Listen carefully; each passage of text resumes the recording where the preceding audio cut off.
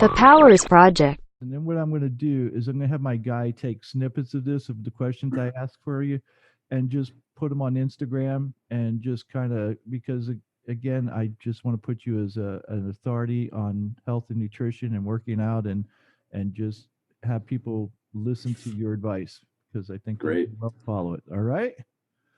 All Let her right. rip. So, number one, how much salt is too much? How much salt Yes. is too much? Well, we like to salt to taste. Usually your tongue will tell you. It's a negative feedback loop. So if you put too much salt on a meal, you'll get an adverse response. Then beyond that, you can look at whatever results. If you get a loose stool or diarrhea, certainly if you're running to the bathroom with diarrhea, you've taken in too much salt, because it'll draw water into the intestines and expel the sodium if it's too much. Usually your tongue will warn you first. That generally happens when people are supplementing salt for workouts or for training, and they supplement too much in one bolus. Salt's an interesting thing. Salt in a heavy concentration can cause the adverse effects, but the same amount of salt spread out over a period of time, could be 30 minutes to 90 minutes, shouldn't have the same adverse effects. Your body tends to be able to utilize it better. That's why the International Society of Sports Nutrition recommends that you titrate your sodium prior to, say, a big endurance event, or maybe a football game or a soccer game, etc. Maybe 90 minutes out, take 500 milligrams, which is a quarter teaspoon. It's a tiny little amount. Then 60 minutes out, take a quarter teaspoon. And then 30 minutes out, take a quarter teaspoon. And then you begin the event. And then maybe every 20 minutes throughout the event, if it's a 3-hour event, you would drink some sort of solution that had some sodium and some glucose. I think it's about a 6% glucose solution with some sodium. And again, probably another 500 milligrams of sodium every 30 minutes or so throughout the event. And that's individualistic. I mean, it depends on the size of the individual, the temperature outside, the workload, the humidity, their level of training. All of those things are going to have an impact. And the amount of salt they sweat out. Different people have different sweat rates. Salty sweaters, and that can be tested actually using a patch system that the Heat Institute uses, that I've used with a few athletes. My recommendation is that you start kind of light and then kind of work your way up and see which dose of sodium makes you feel good during training, and then remain consistent with that for a competitive event as you would in training, and not try and use too much. More isn't better. It's just a matter of getting an adequate amount to improve training. And it improves endurance and stamina, recovery, increases blood volume. It's pretty incredible if you haven't historically used salt or restricted in any way, meaning you don't eat fast food, you don't eat packaged food, and you don't salt your meals. When you introduce sodium to somebody like that, they're pretty dramatic improvements, particularly for some folks who might purposely restrict because they think it has an adverse health effect.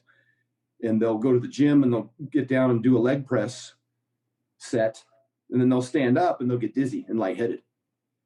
And if you're a trainer and you're keen and you're asking questions and you're getting that kind of result, you ask that client to introduce just a quarter teaspoon of salt, 500 milligrams of sodium, and the next workout, that symptom goes away completely. So I recommend salting all of your meals to taste throughout the day, and then adding 500 milligrams of sodium with 10 ounces of water or so, 30 minutes before training, and then immediately after, because it helps with recovery as well.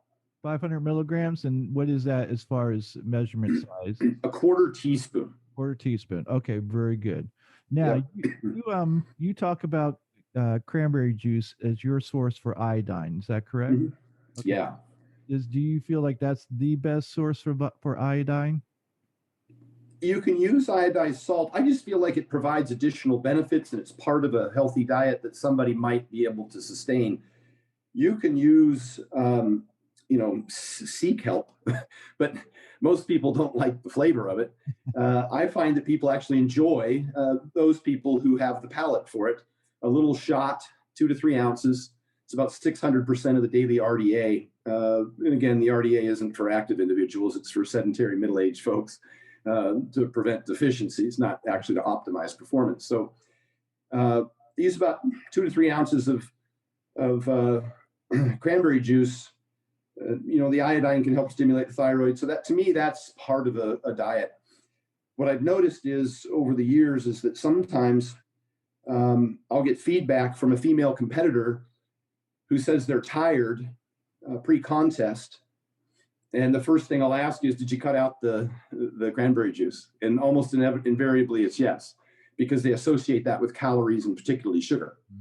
And so sure enough, they witness a decline in performance and energy, maybe not because of the sugar, but because of the lack of iodine and the thyroid decline, which is something that you have to battle as a dieting female in particular, with over restriction and over cardio and less sleep. So yeah, I think that's probably the best. You can use iodized salt, and I know people talk about caking agents and bleaching and all that other stuff, but there's no evidence to suggest that provides any adverse health effects. So iodine and iodized salt is perfectly fine. Okay, so you're saying it only takes 2 to 3 ounces of cranberry juice. You don't need to drink a huge glass of it or anything, but just 2 or 3 ounces will do the job. That's plenty. And again, depends on the size of the individual and their sweat rate and all that, because you sweat out iodine. And so some people might need 3 ounces twice a day if you're a 240-pound athlete doing CrossFit. Although not too many 240-pounders do CrossFit, but if you're a CrossFitter in the summertime doing 2-a-day workouts, or if you're a football player and you're 220, 240 doing 2-a-days, I'd suggest 3 ounces twice a day, because you need more iodine. You sweat it out. Okay, excellent. There's no like, you can't overdose on iodine, so there's no. You can. Again. Okay. Yeah. Again, it's not a more is better scenario like with salt. This is about trying to find an optimum range. I don't like the idea of people megadosing iodine as though it's some sort of performance enhancing drug or something. Right. 150 micrograms a day is the RDA. I don't think people need to go over a milligram even at the higher end of size and sweating and performance. And that's not a lot. That's probably that 6 ounce mark, 7 ounces of cranberry juice a day. So I think that would be plenty. I'm not a big fan of supplementing, say, Lugol's iodine. I talked about that initially years ago, but I'm just cautious when people start doubling up Lugol's iodized salt, cranberry juice, and thinking it's some sort of performance enhancer. It's in a deficiency state. You're going to see a deleterious effect on performance. But once you get an adequate amount, it's not as though there's a dose-dependent relationship with that performance outcome. It's just you just need to get an adequate amount, right, not more than an adequate amount. Excellent. All right, so you're a big proponent of this thing, which sounds delicious, OJ and yogurt. Oh yeah. Okay, that's my favorite. Yeah. So my main question is that there's been, over the past few years, there's been this big pushback against juices because of the amount of calories they have and the amount of sugar they have in it. Sure. You're okay with the calories and the sugar that's in orange juice to mix it with the yogurt, and what is that combination? What does it do for people? I'm okay with both, as it works for the individual's goals. If you're dieting and satiety is the most important thing for you, because people tend to overeat, that's the reason they fail on their diets, then I'd much prefer they ate fruit, higher in fiber, higher in water, more satiating. But if you're an athlete and you have a pretty generous caloric allotment, if you can eat 3,000 calories plus a day, you're a big individual or you train hard, then there's absolutely nothing wrong with taking in some juice. I don't recommend an enormous amount, because obviously it's just part of your macros. Dr. Lane Norton's talked about this extensively, that people have way overblown the adverse effects of sugars it's a carbohydrate. And when, adequately accounted for in your macro allotment, there is no adverse effect for most people. Obese individuals with type 2 diabetes may want to reduce carbohydrates, at least initially, to experience some weight loss and resensitize their insulin sensitivity. And then the satiety effect, of course, is important for them too in compliance with the diet. But for the vast majority of people, particularly athletes, there's no adverse effect to orange juice. They've done studies on fructose up to, I'm talking about high fructose corn syrup, just cans of soda pop, up to 150 grams a day of fructose, which is 600 calories of just fructose. And you can't get fructose at more than a 50 or 60% ratio with glucose anyhow in any food. So that would be 300 grams of sugar, or 1,200 calories, 50% fructose, 50% glucose, say from a soda pop. Those studies have not shown adverse effects on individuals in terms of fatty liver, fat gain, insulin resistance, none of that. So, and I don't propose anywhere near that much. 4 ounces of orange juice is 60 calories, is 15 grams of fructose. So we're talking about a very small amount. Your liver can certainly handle up to about 100 grams safely in storage. And then, the muscles will handle another 300 to 400, depending on the size of the individual. So I use it sometimes as an appetite, to improve appetite. A little dose of OJ during a meal might make you a little hungrier a little sooner for people who need to get in more calories, who have a hard time consuming enough calories. It increases body temperature. But mostly I use it as a vehicle to consume the yogurt, because I like for people to take in a significant amount of calcium daily. And it's most efficiently absorbed from dairy sources. And a lot of folks can't handle the quantity of milk that would give them sufficient calcium for the day. 1,000 milligrams of calcium might be 3 servings of dairy, 8-ounce glasses. A lot of people don't do well with that. They get gassy or what have you, and have a little bit of lactose intolerance or insufficiency of lactase enzyme.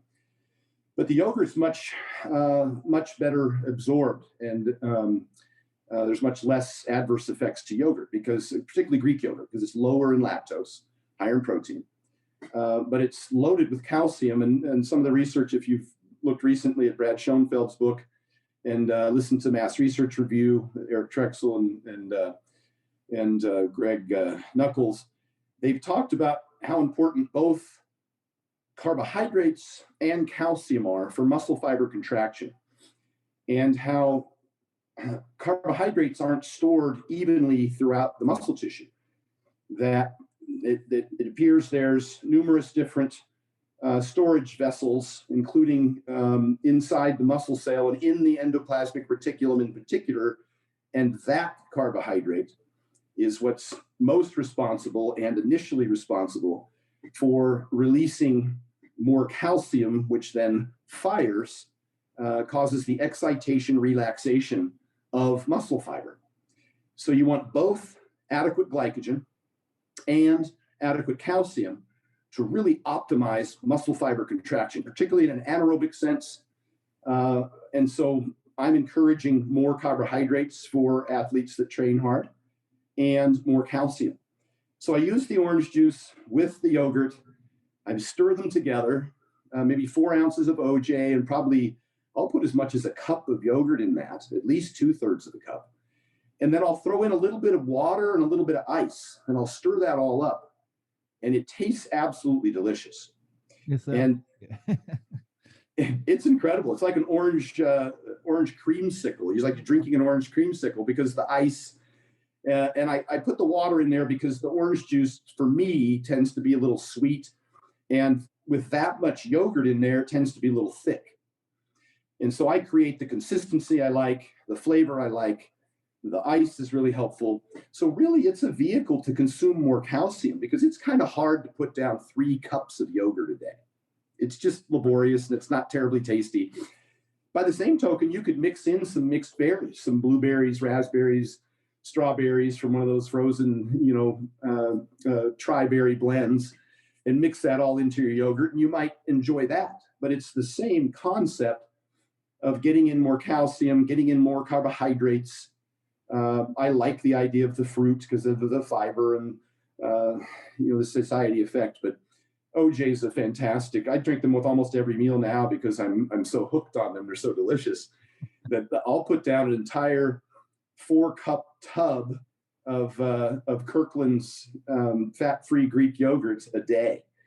I'm just constantly bringing them home. My refrigerator's just stacked with yogurts, and I'll drink those with almost every meal now because we're training pretty hard now. Nothing else to do, of course, with COVID. We're just going to the gym and crushing, big days. And so I'm taking in a lot of calories. I drink that as a post-workout shake as well. It's fat-free yogurt with 4 ounces of OJ, maybe 1 cup of yogurt, of Greek yogurt. And then I'll put actually a big scoop of dextrose in there too. I like the intra and post-workout sugar, as John Meadows has talked about quite a bit, how helpful that is, not only to help your stamina endurance during training, but to reduce muscle tissue breakdown, and then to quickly, following workouts, to help you start building it back up if your calorie allotment affords it. And so I'll pop the dextrose in there, and it kind of makes about a 2-to-1 ratio, which the studies show is pretty significant in terms of increasing the absorption rate of glucose following training, which has a huge effect, particularly for training twice a day. So I'll take that with some sodium. I'll just pop a couple sodium tablets post-workout. It's my favorite thing. I love to train because I have that huge shake with ice in it in a thermos, keeps staying cold. And so when I'm done training, I pop that out and I drink it. It's just euphoric for me. So I like to enjoy my diet. I like people to have foods that they enjoy and still be able to stay in compliance. And that's one of the most enjoyable things that I get to utilize, not only with meals, but also post-training. So that's all it is. I think is just a hack to consume more yogurt, and it's certainly beneficial in terms of the carbohydrate calcium blend.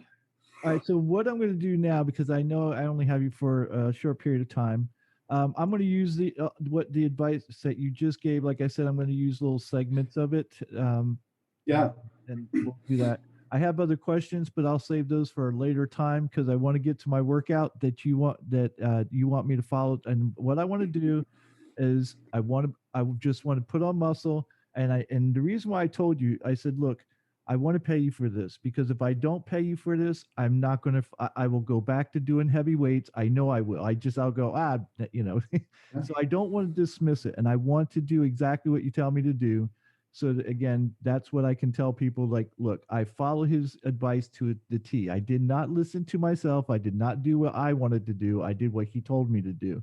So I know if I pay for it, I will listen to you. So, workout wise, are you suggesting to do more sets, more reps, lighter weight? What is it that you want to, in order to add muscle, to make it look pretty and not necessarily stronger? All the above. Okay. And I have to, start this conversation by saying you don't build muscle in the gym. All you do is break it down. And so, the whole thing starts with sleep and nutrition. You cannot do this program effectively without getting 7+ hours of sleep, and maybe even a 20-minute nap in early afternoon if you can, or shortly after lunch. And if the goal is to gain muscle, to put on muscle, you probably should be in a small calorie surplus. If you're trying to lose fat and gain muscle at the same time, and you're an experienced lifter, that's a very difficult road. It's not to say it can't be done, but it's not nearly as effective. People think that because when they lose fat, they start to look more defined, and it has that, it's kind of an illusion. Like Lane Norton just dieted down recently to, under 200 pounds, but he looked bigger than he was at 230. But he didn't gain muscle, right? He actually lost a little bit of muscle, but he lost a lot of fat. And he looked fantastic, but he was only, 198. He wasn't 230 anymore. So let's be careful what our goals are. When I'm dieting someone down, my goal is 100% just trying to retain muscle tissue. And then I have to be careful not to overtrain them during that time, because you don't recover as well and you don't build very much muscle in a calorie deficit. It doesn't make any sense to go in there and start crushing yourself, particularly because compensation will take over and you'll end up getting hungry and tired and going home and sitting more and eating more. And then it's a long slog for you. So when I'm dieting a bodybuilder down, I'm trying to lose 20 pounds of body fat, let's say, I actually train a little less in terms of total volume and frequency. I train a little heavier in terms of intensity. I might have them do like 2 or 3 tops, triples or 5s on a trap bar deadlift, and some heavy weighted chin ups for a set of 5, and some dips for a heavy weighted a belt or a dumbbell between the legs. Dips for 2 sets of 5, but I don't have them in the gym for an hour, crushing weights, doing lots of sets and reps. It's counterproductive for a dieter. But if you want to go in and gain muscle, if you want to build muscle, first thing we do is we establish the calorie surplus, somewhere between 300 and 800 calories. So just shoot for 5 as the middle zone. If your metabolism starts to increase, you might have to add additional calories just to maintain a surplus. And once we decide on the calorie account, then we go to macros. Gram per pound of protein. So what's your current weight? Right now I'm weighing about 230. So we'd get 230 grams of protein. If it was 250, that's fine. If you have a hard time eating enough calories, we might go down to 210. We might actually use a little less protein because it's very satiating and has that high thermic effect of food. So you're netting out fewer calories. So that's a strategy that I may use if your appetite is suffering. But if you don't have a problem eating enough food, then I try and get at least a gram per pound, or maybe a little north of that, just to make sure you're in the kind of overflow zone is fine. Right. Your fats are going to be in your proteins. So fats, I like to keep it around 0.4 grams per pound. So we might not have you over 80 grams of fats a day. Once you start adding up the fat in your top sirloin steak and in your eggs, you'll find that you're pretty close to 80 grams a day. By the time you get 230, 240, 250 grams of protein, you might already have hit 80 grams. So we don't add any additional fats. And I end up probably sticking with a fat-free yogurt for that reason, not because I'm afraid of fats. I want, fats are important. Let's say this: fats beyond that which provide you a health benefit, because fats do provide you a health benefit. Okay, they're important for hormones. So your testosterone doesn't crash, your estrogen, your thyroid doesn't crash. A, D, E, and K, transporting nutrients through the lipid bilayer of the cell. Fats are important. They need to be in the diet. Having said that, fats beyond that which provides you a health benefit provides you no additional performance benefit. And your goal is performance. All, I think, of the most highly respected academic professionals now, Dr. Andy Galpin, Mike Israetel, Brad Schoenfeld, Lee Norton, the list goes on and on, will wholeheartedly tell you that carbohydrates are the driving force for performance and anabolism. Not that they build muscle, but they create the environment that's conducive for building muscle, prevent tissue breakdown, recover faster, make the workouts we just discussed in terms of the sarcoplasmic reticulum and the calcium release and the amount of glycogen that's needed. We're going to drive carbs. And so I keep the fats under control simply so I have more room for more carbs, which you're going to utilize because you're going to be training with a significant amount of frequency and volume. So that's what's left. And so we back into the equation based on total calories and macros by saying if your total calories are going to be, say, 4,000 a day, I'm just going to throw these numbers out there. Then you can do a BMI calculator or whatever to try and get a ballpark. But generally speaking, we start measuring and weighing our food. And if you're not gaining weight, then we have to increase calories until you start gaining weight. And that becomes your caloric requirement, okay? That which allows you to gain a pound or 2 a week throughout this process. If you're not gaining weight, then we're not eating enough calories. Right. And that becomes hard because you're going to be training so hard. So you have to eat enough calories to compensate for the workload. So we'll throw 4,000 out as a number. We'll say we do 250 grams of protein a day because you're 230 pounds. That's going to be 1,000 calories. I just said that, at probably get about 80 grams of fats. What's 8 times 7 is 720 for, what is that? 8 times 9. I'm sorry, that's my bad. 8 times 9 calories per gram of protein. That's 720. So that's 1,720 calories in protein and fat. And I want you to get in 4,000. So that leaves 2,280 calories left. We divide that by 4, and we get what's half of 1140 is 570. Almost 600 grams of carbs a day is going to be your requirement. And I'd like to see about 60% of those somewhere right around the workload, the training, unless you train twice a day, in which case we'll, again, try and get the bulk of your carbs around your training stimulus. So that's your macro breakdown. Proteins, fats, and carbs.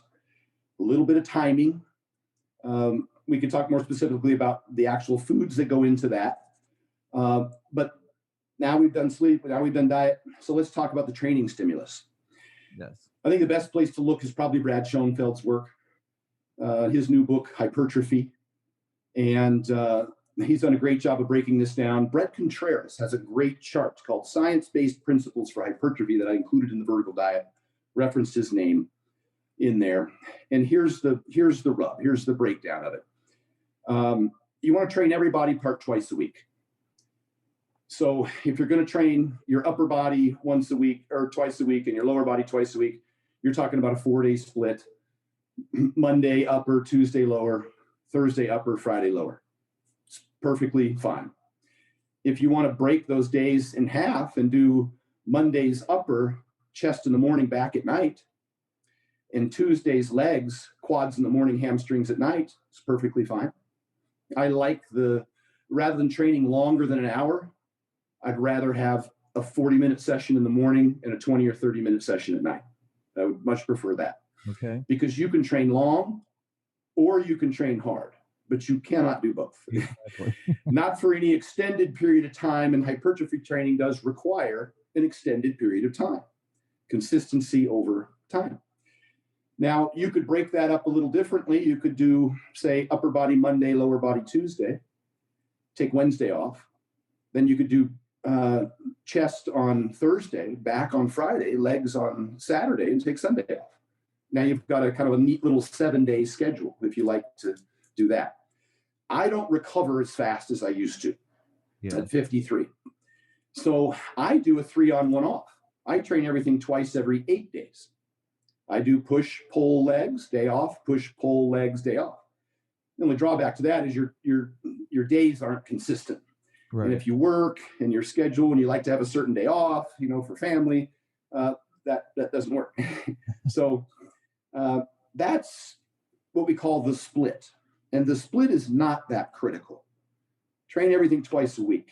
And then you figure out what works with your schedule and the amount of volume that you're going to be putting in may determine whether or not you decide to split certain body parts. So whatever works for you. The next is the volume. Train between 10 and 20 sets per body part per week. So if you're going to do 10 sets of chest on Monday and 10 sets of chest on Thursday, that's probably enough. You could do as little as 5 on Monday and 5 on Thursday and get your 10 a week. 10 to 20 seems to be the sweet spot. Some people could train a little less and still grow. Some people could train a little more and still grow. But on average, that's the sweet spot. And maybe we leave room to progress that over a 12-week period. Meaning you start with 6 sets per body part, and then each week add a set. So you're growing from 6, 7, 8, 9, 10 throughout the training session. as you become more conditioned, you might be able to recover from that better as well. Next is the rep range, generally 8 to 12. I like to move legs up a bit closer to 15 sometimes, just to flex Hattis training 20s. Let me give you the breakdown on that. You can build just as much muscle doing heavy sets of 5 or moderate sets of 10 to 12 or lighter sets of 20. They have equivalent outcomes when they take groups and split them up. 85% of your 1 rep max for 5 reps, 70% of your 1 rep max for 10 reps, 50 or 40% of your 1 rep max for 20 reps. They all have equivalent hypertrophy results if they train to within a rep or 2 of failure. It seems that the underlying driver of hypertrophy is maximal muscle fiber recruitment. And that happens almost with every rep at 85% of your 1 rep max. It doesn't happen until you get a few reps under your belt at a 70%. So you got to get up close to within a rep or 2 or 3 of failure.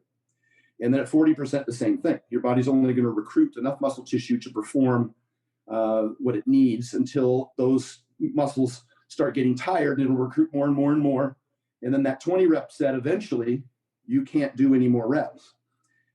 Getting within a rep or 2 or 3 of failure in any of those rep ranges will give you equivalent outcomes. So why do I choose 10 to 12? The reason being is because people generate more fatigue in the 5 and the 20 rep ranges. Those people drop out at a quicker rate.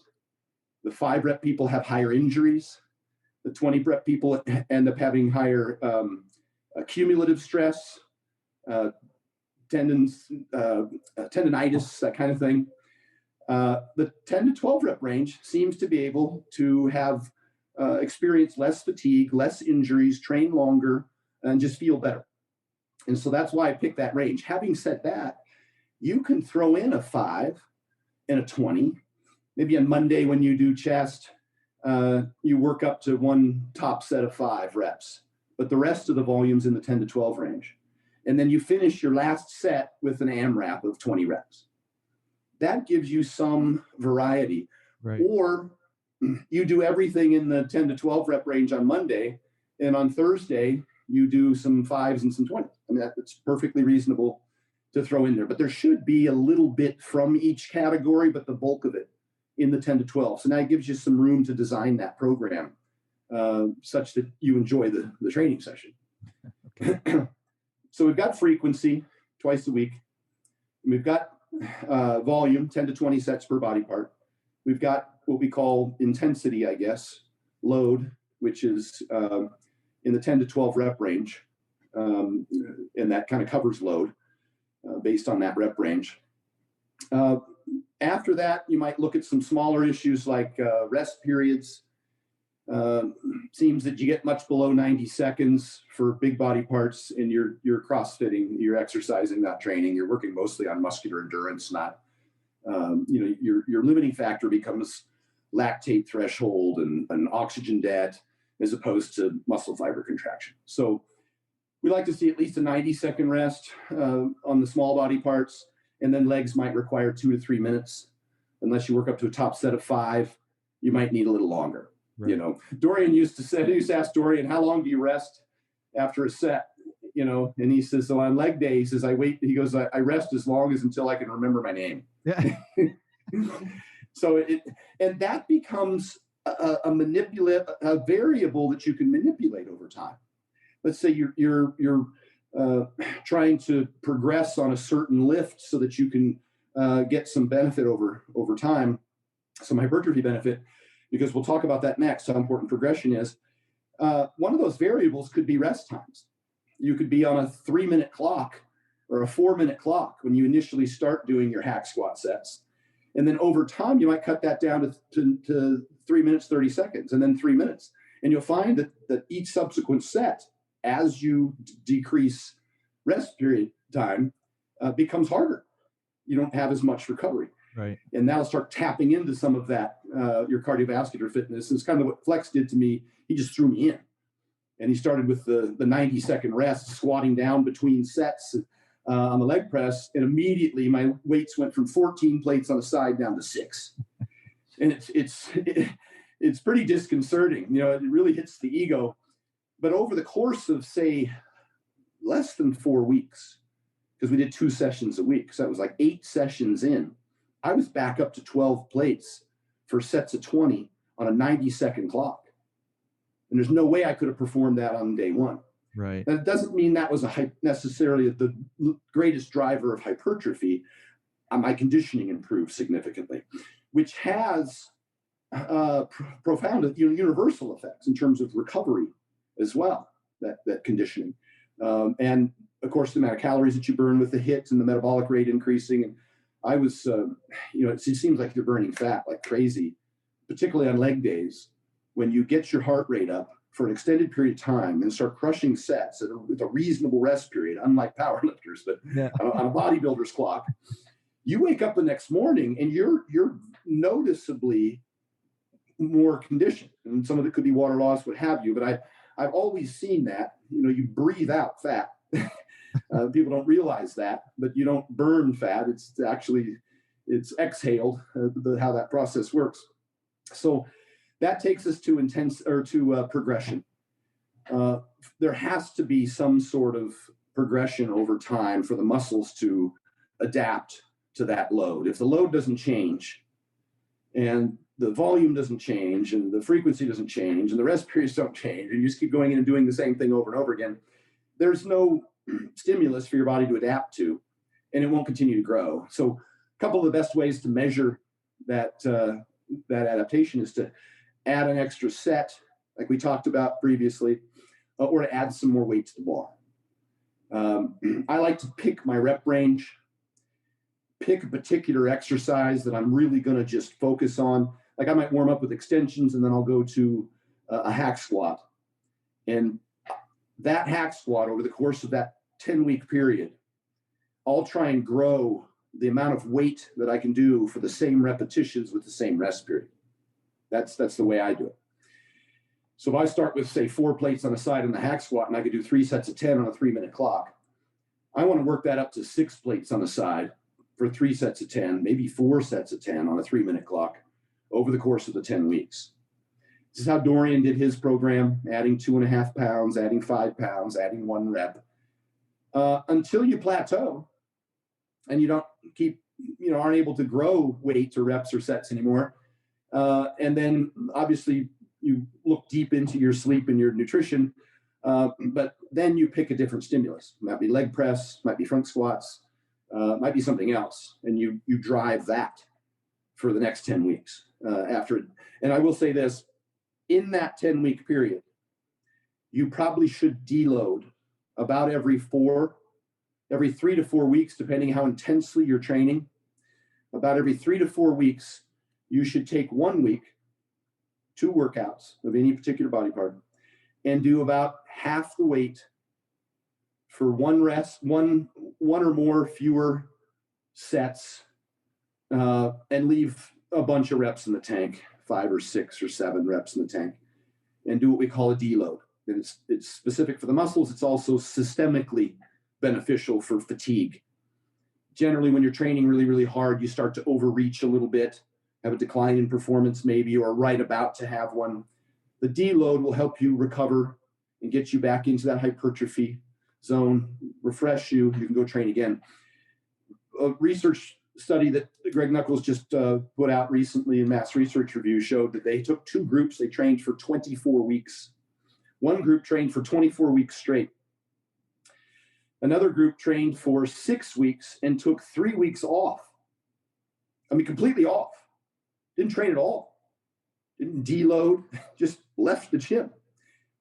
So they did 3 6-week training sessions. So that's 18 weeks. The other 9 weeks of the 24-week, there was 2 3-week deloads. So it was 18 weeks of training plus 6 weeks, 2 3-week deloads. Those 2 groups had equivalent outcomes. Crazy. So, and I was always the guy who never took a break. I might switch from bodybuilding to powerlifting, and that gave me a little, maybe a week off or something. But it seems that there's no added benefit to just crushing yourself consistently. So every 4 weeks or so, take a week. You could take it completely off. Just don't even go to the gym. Watch your caloric intake because you're going to be burning a little less. But but I go in and I deload. I just do about half the weight. I'm just kind of in there just moving stuff around. My workouts take half as long. I do fewer sets. That's just as good or better to do those deloads over the course of the time. So plan those in. I've always said for many years that deloads will happen. Either you plan them or you get injured or you get sick, but they're going to happen. So you might as well account for it. And there's no decline in performance. It may actually be an improvement as a result of you planning those in. So absolutely put those in there. Okay. I think that covers the lion's share.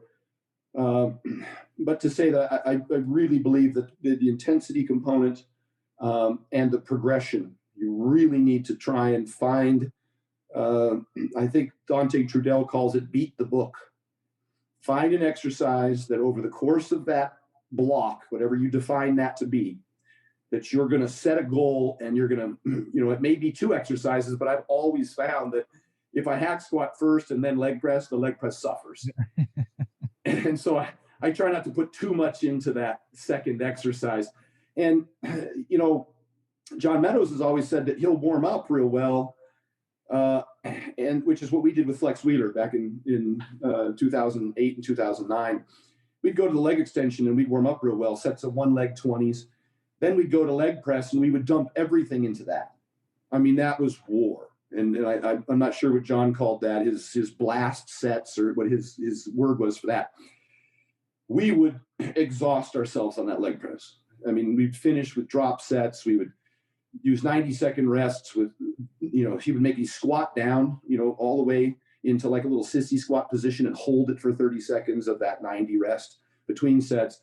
We would crush that thing as hard as we could. Then when we went to hack squat, he would use a little less weight and we would move it a little slower and not do quite as many reps, kind of what we called a pump, a blood pump kind of thing, or the walking lunges or the 1-legged step-ups on a box. You can't dump everything into multiple exercises. It just can't happen. Your fatigue's going to go through the roof. You could build, and Dorian said the same thing. He built his physique off of sometimes 1, maybe 2 top sets of a particular exercise. You've seen his workouts, and he'll do maybe 2 top sets of leg extension, 2 top sets of hack squat, and 2 top sets of leg press. That was 6 sets for Mr. Olympia. You know what I mean? How many are you going to do? You're not Dorian Yates. So that's, I think, in a nutshell, what you should be focusing on. Beat the book. Find an exercise that you're going to grow, and that's, you just pour everything into that and don't worry about, what else. After that hack squat, we do leg press for a couple sets of 20, but you're mostly feeling it. It's a lot of blood pump. I'm not into my hips. I'm not into my glutes. I'm right on my knees and thighs, just trying to get as much stretch and as much blood in there and much consistency and time under tension and just keep it moving. I'm not too concerned about setting records there. And then we'll go lunge, because I always like to see a single leg movement on leg day. Always like to see that, whether it's a Bulgarian split squat or a lunge or a 1-legged box step up. Finish with something single leg, and then you're wrapped up, throwing some calves or something. I actually train quads by themselves, and then I do hamstrings, a different workout. And whether or not that's on back day, or I do a split to do hamstrings at night, which only takes 20 minutes, to be honest. That's the way Flex trained us. We did splits, and you might not have to split every workout. You might only do 2 splits a week, an AM PM. You don't have to do an AM PM for every single workout. Right. You might just pick the parts that lend themselves well to it. If you do a chest in the morning, back at night, that'll be fine. What's your favorite hamstring exercise? The seated hamstring curl, I really like. The lying hamstring curl, 2 legs curling up, 1 leg letting it down. Oh, okay. Is a huge favorite of mine. That was a big one for Poliquin. I liked it. I think most of the hypertrophy comes from the knee hinge. And I know that's going to piss some people off, but the hip hinge almost invariably ends up into the glutes and lumbar region.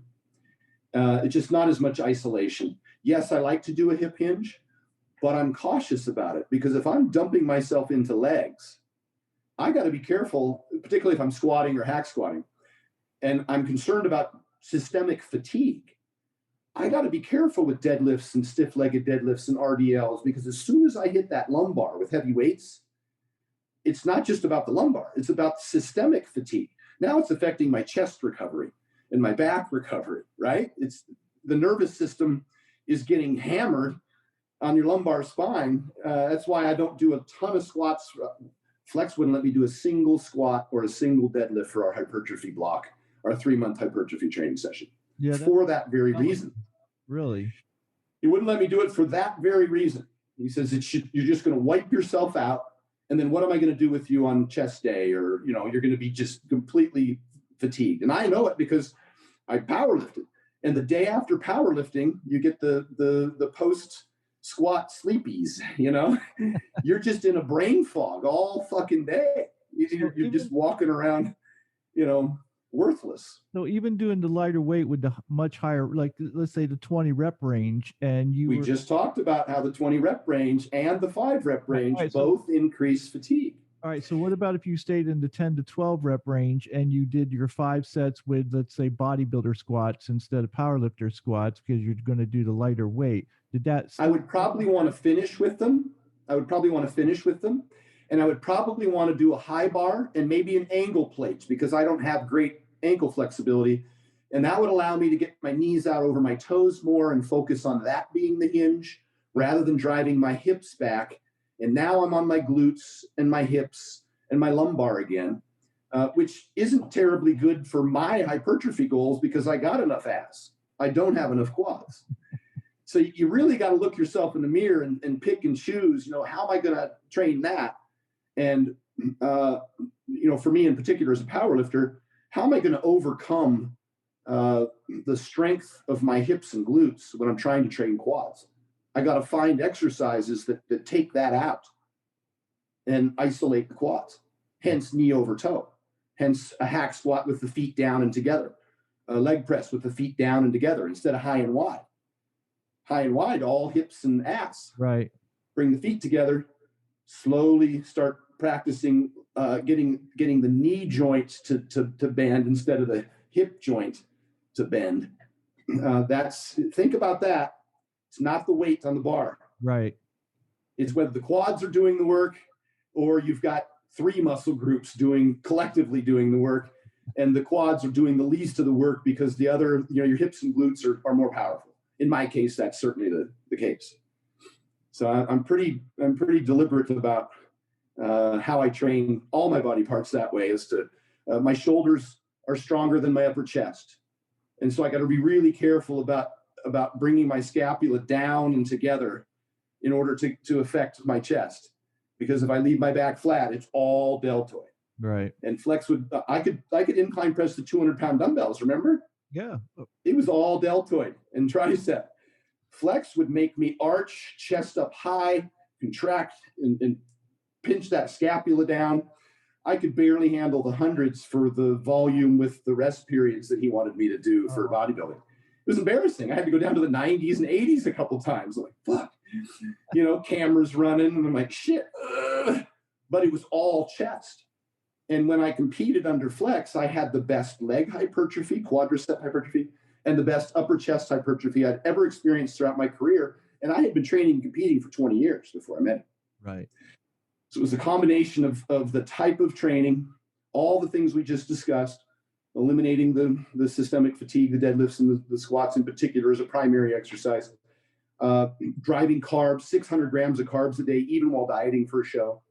And then the sleep. It was 9+ hours a night and 2 naps, and we trained twice a day, so the volume was really significant. So all of that together was a miraculous change in my physique from just 1 year prior when I competed almost 25+ pounds lighter 1 year prior. And it really didn't have much to do with what I gained. It had a lot to do with what I didn't lose. I was 270, dieted down to 225 in 2008. 270, dieted down to 252 in 2009. Wow. And I had accomplished the same or better condition, but I held on to a ton of muscle because of the carbs, because of the volume, and all the things that we did. All right. So, the one concern I have right now, and I don't know why, but it's been bothering me for months now, and I've had it happen to me maybe 2 or 3 times in the past, but not for this length of time. Is I have an impingement here in this shoulder, and like every time I'm benching, it's pain. I can do it, but it's painful. Flex wouldn't let me flat bench press either. Okay, so what are you doing for chest? Like, what are you doing to build chest? Dumbbells. Dumbbells. Okay. It allows independent rotation of the shoulders, so and allows you to bring your elbows down. It allows you to take your hands and turn them this way instead of like this. Turn them like this. Right. All of those things make it better for your shoulder joint. Plus, there's a greater range of motion. That's one thing I didn't mention, which is important throughout this whole conversation. One of the things that you have to focus on is range of motion, particularly in quads. Half squats versus full squats. There has been scientific evidence to show in the studies that the full squat will yield more hypertrophy benefit. Really? So we're really, and that again is going to cut weight off the bar, and it's going to be frustrating. It's going to hit your ego. But when you start bending that knee, getting that knee out over the toe, and again, I had to use an ankle plate because I had poor ankle flexibility and I didn't want to create too much shear stress on my knee. When I started pushing my knees out over my toes, or just thinking about using the quads more than the hips, and progressively over time, your body will start to adapt, and you'll be allowed a little bit more range of motion.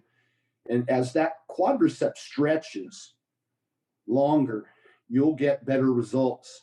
Same thing with the chest. The dumbbells allow you to get a better stretch, and you can position your chest up higher, your sternum up higher, as we just discussed, and get that scapula contracted and down and contracted. Then you can get more chest benefit from the workout. So you also the upper chest.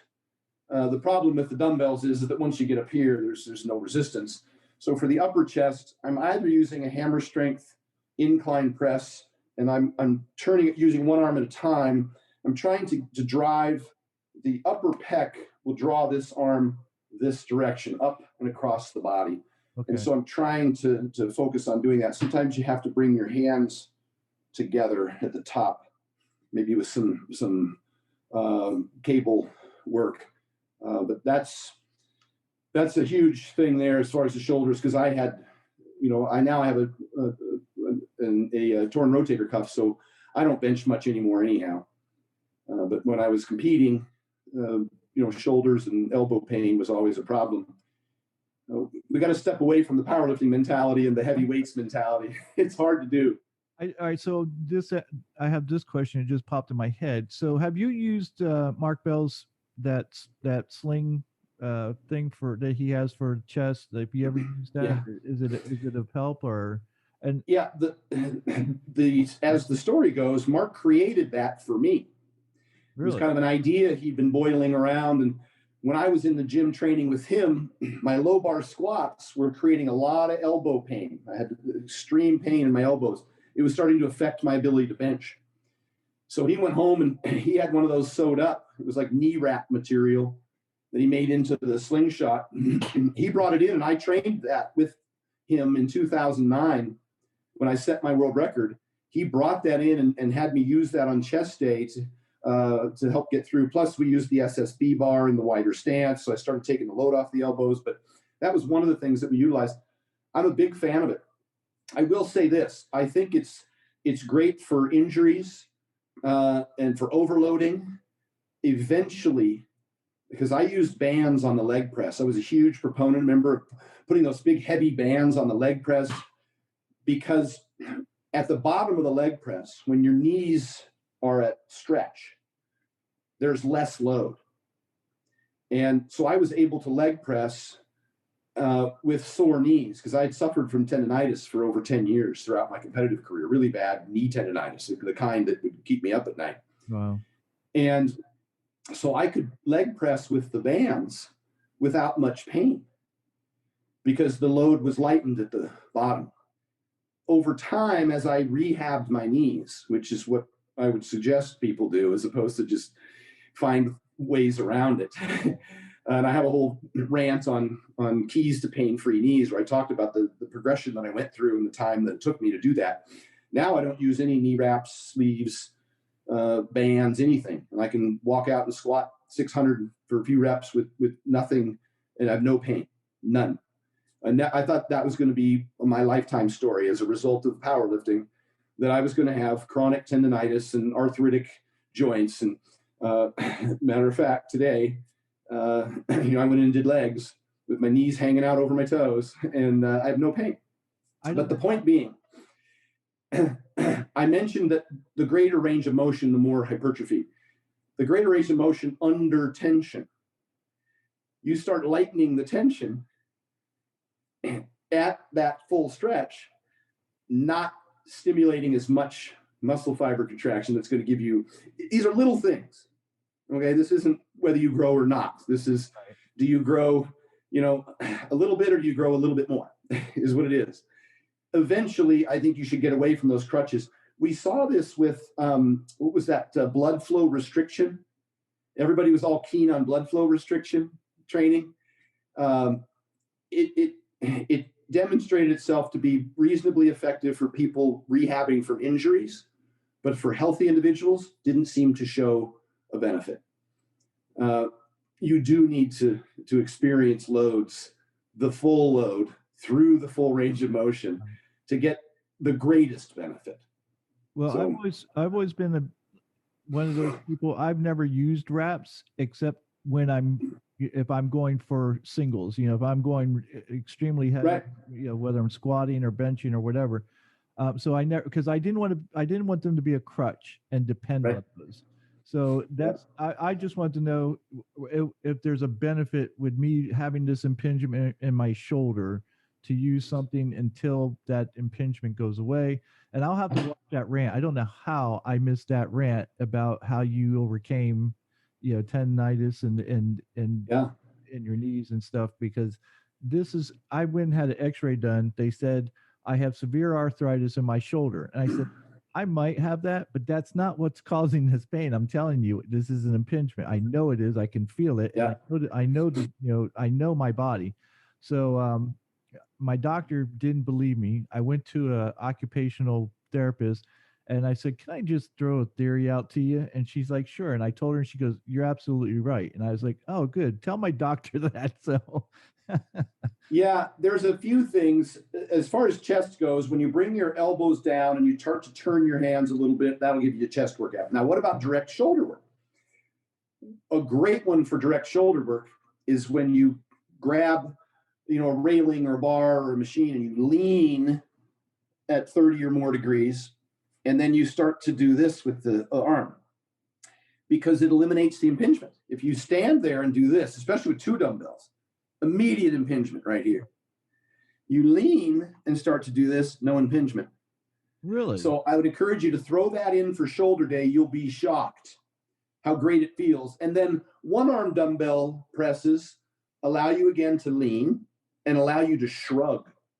And when you shrug, that scapula and that humerus, right? The scapula tilts when you shrug. Mm-hmm. And that allows you a greater range of motion without the impingement. So do a 1-arm press, but you're going to be leaning just a little bit to one side, and you're going to kind of use the trap to activate. Mark Ripito has a good video on this from Starting Strength. He does a couple of things. I was even able, with my rotator cuff, to do overhead presses with a straight bar, and I hadn't been able to do those in years. Immediate impingement, right? He takes the hands and he points these 2 fingers at 45 degrees, grips the bar, rotates under it, right? Stays way back here and up high. And then when he presses, shrugs. Again, the scapula rotates. So now you don't have the impingement. Oh, wow. Something to try, starting with the bar and then 5 pounds. I was able to work up to 2.25 again for overhead presses, just a few reps. You know, it was never a big movement of mine. There was no Larry Wheels on the shoulder press, unfortunately. But I wanted to keep my shoulders working, because what I found was, with what I think Greg Nuckols calls kinesiophobia, every time you move, you experience pain, so you just stop moving. Right. Then you get atrophy and scar tissue. And I couldn't even put a dish in the cupboard. That's how impinged or how much pain I had. That's what When I started doing the overhead presses, initially with the bar, and gradually a little bit of weight, and just being cautious not to do too much, you know, and really the only way to determine that is to wait till you wake up the next day. Right. That's the thing that sucks about training is you don't, most of the time there's not an immediate, hey, stop, you're doing more harm than good. You don't know till the next day that you did too much. And then these lying or the leaning side dumbbell raises. I started training my shoulders again really consistently with, you know, first the lighter weights and those techniques. And even with the rotator cuff being torn, the deltoid muscles, which had been inactive and had atrophied, didn't provide me enough strength to where I was, you know, unable to lift a dish into the cupboard. Those became strong again, and I was able to do things now without any pain. So, and it's still there. I know the rotator cuff's torn, and in my bench press, I can feel it. Right. So I don't bench press. I did get Chris Duffin's bar, the bench press bar, where the handles are this way and it's bowed like this. Right. I had the flat one with the handles this way, but it fights you so much. And Chris described the difference between, what do you say, a teeter-totter, really hard to find balance, right? Teeter-totter, it's kind of hard to find balance, as opposed to a swing. Really easy to, it always goes to center, always finds balance. And so his bar that's curved, his bench bar that's curved, you don't get all those problems. Your elbows are in the 45-degree angle. Your hands are here as they would be with a dumbbell. And now you can bench with his bench bar. It's a unique bar on the market because of that curvature. And then the hand grips, as you go further out, they turn where your hand would turn. Right? They're angled depending on where you decide to grab your grip. I'll take little pitch for, I don't get paid to sell Chris Duffin's bar, by the way. What? These are things I put in my garage that I personally use for those reasons, because I want to be able to continue to train really hard and utilize equipment that allows me to do it pain-free. Yeah, well, that's what I just bought a squat bar this past year because it was just so painful to get my shoulders back and get that bar on my back where I wanted it. That, you know, the leg workout was easy compared to just getting the bar on my back. And so, go ahead. I'm gonna cost you another $800. You ready? Okay, Or $800. I've used every safety squat bar. I have Chris Duffin's transformer bar. I love it. It's great. I have the Duffalo bar that bends so that my shoulders, you know, don't have to be up here. Right. The Mars bar, MARRS, the Mars bar is an SSB bar. It's a safety squat bar. Totally different than a normal safety squat bar. The pad starts here, goes around. The bar itself sits right below your scapula, so that when you squat, your torso can come forward and the bar sits right below your scapula, right over center foot. It's like doing a standing leg press. You don't even have to hold on to the handles. Really? I usually just touch them with my fingertips like this just for balance. But I think I've got a video on it on my, I'm not sure, but I'll have to send you one. Unbelievable, life-changing bar. I got one in my garage. And I want to take it to the gym, but the assholes at the box gym up here, the EOS that used to be Gold, They won't let me bring my own bar in because they're afraid somebody will get hurt on it and then they'll have liability. But it's the best squat bar on the planet. Oh my God. Because, you know, I turn everything into a leg press, standing leg press. The deadlift, the squat, everything to me is a standing leg press. So this bar is amazing. Well, I'll definitely take a look at it. If you when you send so how do I get the vertical diet book? Is that something? Is that I'll send it to you. Is that the ebook or is that? Yeah, you're going to want that. I didn't know you didn't have a copy. It is so comprehensive and complete and simple to follow, step by step. A lot of neat little, all the things we talked about and more. So I'll make sure I send that to you. All right, thank you, sir. Because it also has little sample diets plans, but those are for most people. I make a few revisions here for people, you know, bodybuilders and the like, such as lowering the fats a little more and raising the carbs a little more. That's probably the only adjustment I make. But I talk about the types of foods I think you should eat, the low FODMAP, easy to digest foods when you're driving calories, so you don't get a lot of gas and bloating and indigestion. I talk about the importance of the foundation of your carbohydrates should be in high potassium carbs, potatoes and fruit before you introduce the rice, because potassium is really important for balancing water and it's great for energy and glucose control, especially with the sodium intake that I want you to utilize.